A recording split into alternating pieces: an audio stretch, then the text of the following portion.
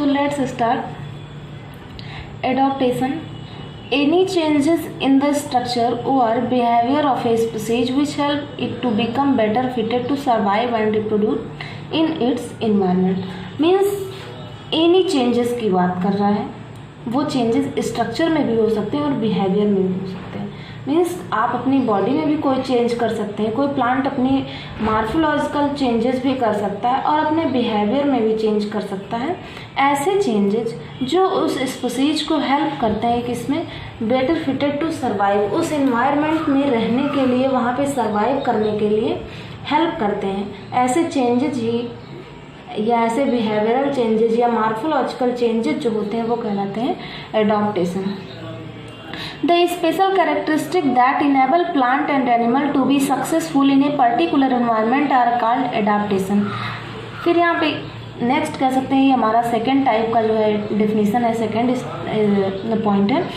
इसमें क्या है, स्पेशल कैरेक्टरिस्टिक. ऐसे स्पेशल कैरेक्टरिस्टिक्स, ऐसे qualities that enable plant and animal to be successful in a particular environment, जो उसको किसी प्लांट्स को या एनिमल्स को किसी पर्टिकुलर एनवायरनमेंट में या जहाँ पर वह पाया जाता है उस एनवायरनमेंट में सर्वाइव करने के लिए या वहाँ पे रहने के कह सकते हैं लायक बनाते हैं. ऐसे कैरेक्टरिस्टिक्स ही जो हैं वो क्या कहलाते हैं, एडाप्टेशन कहलाते हैं. The organism in natural living conditions show various type of morphological, physiological and behavioral adaptation. जो ऑर्गेनिज्म होते हैं, different types of organism different types of changes को रिप्रेजेंट करते हैं अपने अंदर. वो जो चेंजेस हैं वो various types, that is morphological, physiological, behavioural, different types adaptation हो सकते हैं. ये brief description of adaptation in plants and animal is given below.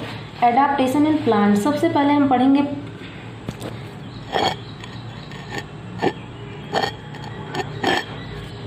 Plants में एडाप्टेशन के बारे में.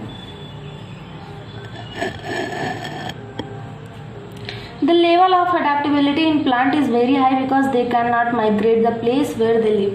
फर्स्ट पॉइंट सबसे इम्पॉर्टेंट जो है वो ये है कि जो मेजॉरिटी होती है कह सकते हैं या मैक्सिमम जो एडाप्टेशन करने की कैपेसिटी होती है वो हमेशा प्लांट्स में होती है. प्लांट की कैपेसिटी एडाप्टेशन करने के लिए या बिहेवियरल या स्ट्रक्चरल चेंजेस करने के लिए एनिमल से कहीं ज़्यादा होती है.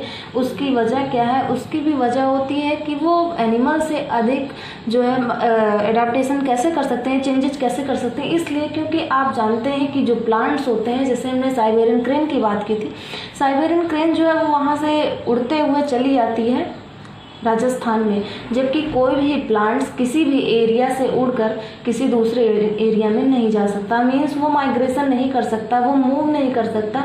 इसीलिए क्या करता है, वो उसकी मेजॉरिटी जो होती है वो एडाप्टेशन करने में होती है, चेंजेस करने में हो सकती है. वो चेंजेस बिहेवियरल भी हो सकते हैं, स्ट्रक्चरल भी हो सकते हैं. Plants living in different climatic condition show following type of adaptation. जो प्लांट्स होते हैं अलग अलग क्लाइमेटिक कंडीशन में पाए जाते हैं और अलग अलग टाइप्स के एडाप्टेशन को रिप्रेजेंट करते हैं. जैसे आपने देखा होगा प्लांट जो है वो उनके कैरेक्टर के बेस पे, उनके चेंजेस के बेस पे जो है डिवाइड किए जा सकते हैं. हाइड्रोफिटिक प्लांट्स में, जीरोफिटिक प्लांट्स में आपने देखा होगा कैक्टस की जो लीव्स होती है वो अपने ट्रांसपिरेशन को रिड्यूस करने के लिए, उसकी रेट को कम करने के लिए अपने लीव्स को स्पाइंस के फॉर्म में कन्वर्ट कर लेती है. ये भी एक तरह का चेंजेज है जो उसको क्या करता है, हेल्प करता है वहाँ पर उस जो है डिजर्ट कंडीशन में सरवाइव करने के लिए. आप हाइड्रोफिटिक प्लांट्स की बात करेंगे जो पौधे वाटर में पाए जाते हैं, जल में पाए जाते हैं, वो क्या करते हैं, अपने अंदर एरेनकाइमा का एयर चैम्बर का फॉर्मेशन करते हैं. इसलिए फॉर्मेशन करते हैं ताकि उस एयर चैम्बर के हेल्प से जो है वो किसी भी वाटर सरफेस पर जो है स्विमिंग करते हुए चल सकते हैं, मूव करते रहते हैं. अगर वो एयर चैम्बर उनके अंदर नहीं पाया जाता तो ये प्लांट क्या करते, वहाँ पर स्विम नहीं कर पाते, डूब जाते, सड़ जाते और उनकी लाइफ जो है वो समाप्त हो जाती. इसीलिए ये एयर चैम्बर का भी जो कह सकते हैं चेंजेस है उनके अंदर बाकी सभी प्लांट्स के कंपैरिजन में ये कैरेक्टर जो है एक अलग है और सिर्फ उसी में पाया जाता है जो प्लांट्स वाटर में पाए जाते हैं. So this is adaptation. So next हमारा पॉइंट है adaptation in aquatic plants. Aquatic plants are also called hydrophytic plant, the plant which found in only water कह सकते हैं वाटर में या जो है एक्वेटिक इकोसिस्टम में पाए जाते हैं वो हमारे एक्वेटिक प्लांट होते हैं, हाइड्रोफिटिक प्लांट्स कहलाते हैं। The adaptation in aquatic plant is called hydrophytic plants या adaptation. The aquatic plants show presence of large air cavities. Main जो हमारा पॉइंट है वो अभी जो मैंने आपको बताया कि एक्वेटिक प्लांट जो होते हैं वो लार्ज एयर कैविटीज के फॉर्मेशन को रिप्रेजेंट करते हैं। क्यों करते हैं? These tissue that form this cavity are called aerenchyma. अब जो टिश्यू होते हैं जो एयर चैम्बर को बनाने का काम करते हैं, एयर कैविटी को बनाने का काम करते हैं, उस टिश्यू को यहाँ पे हम नोट करेंगे, इसको एरेनकाइमा कहते हैं। मीन्स जो हाइड्रोफिटिक प्लांट में क्वेश्चन आपका बनता है, हाइड्रोफिटिक प्लांट्स में एयर कैविटीज के फॉर्मेशन के लिए कौन सी टिश्यू रिस्पॉन्सिबल होती है? सो वहाँ पे हमारा जो आंसर होगा वो होगा aerenchyma. The air cavity become air filled and help in swimming. जो एयर कैविटी हमारी बनती है एरेनकाइमा की हेल्प से, उसमें एयर जो है वो फिल्ड होती है, इससे जो है वो उस प्लांट्स को हेल्प करती है स्विमिंग करने में, वाटर सरफेस पर हुए स्विम करते रहते हैं।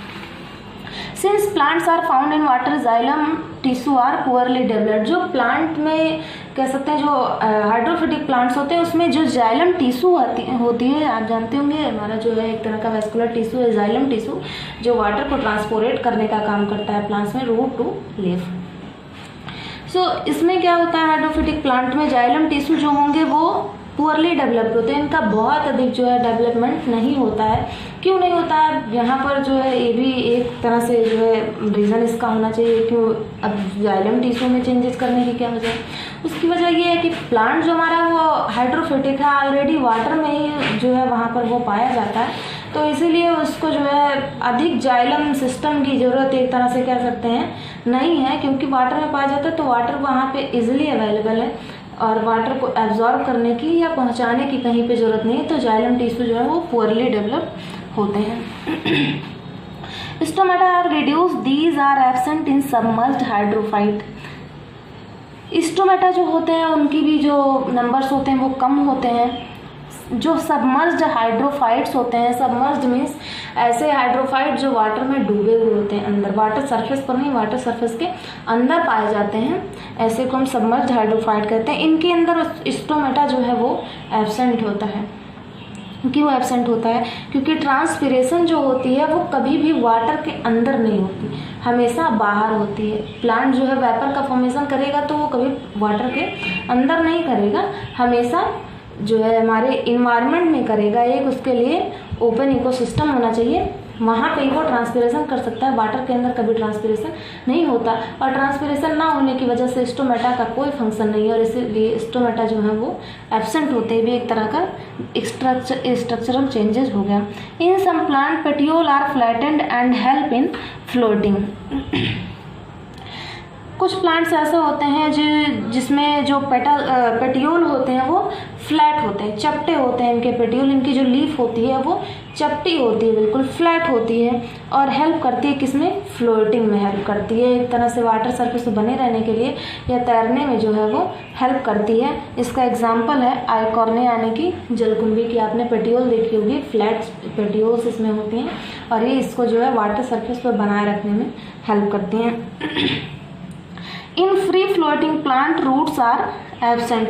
जो फ्री फ्लोटिंग प्लांट्स होते हैं मीन्स वाटर में ऐसे भी प्लांट्स होते हैं जो एक जगह से दूसरे प्लेस पे हमेशा मूव करते रहते हैं, वाटर की हेल्प से जो है one place to another place पे उनका मूवमेंट चलता रहता है। ऐसे प्लांट को हम फ्री फ्लोटिंग प्लांट कहते हैं। इसमें रूट एब्सेंट होता है, इसलिए रूट एब्सेंट होता है क्योंकि ये पौधे जो होते हैं इनका नेचर ही होता है कि हमेशा वाटर में स्विम करते रहते हैं, इनको एक जगह पर रहने की कोई ज़रूरत नहीं होती है और इसीलिए इनमें रूट का कोई फंक्शन नहीं होता। So root is absent in free floating plant. The example is Salvinia olivia.